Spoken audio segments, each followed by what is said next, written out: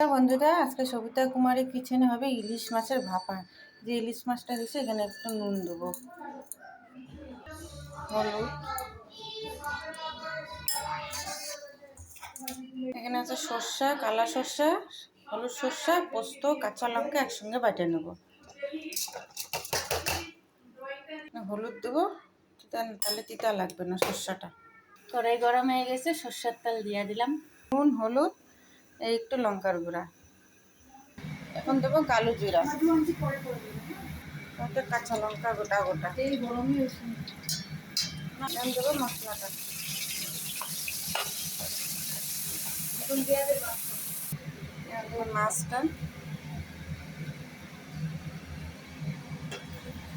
এখন দেবো সর্ষা, পোস্ত, কাঁচা লঙ্কা বাটা দিয়ে দেবো, কোকোনাট দুধ, এটা দেবো ইলিশ মাছে, এটা এখানে ঢালিয়ে নিচ্ছি। এটা এখন দেবো দুধটা, এখন দেবো কাঁচা তেল। মাছটা হয়ে গেছে, ঢাকে রাখলাম, পরে বার করবো। মাছটা ভাপা হয়ে গেছে। কেমন লাগলো ভিডিওটা? লাইক করো, ফলো করো। Bye bye.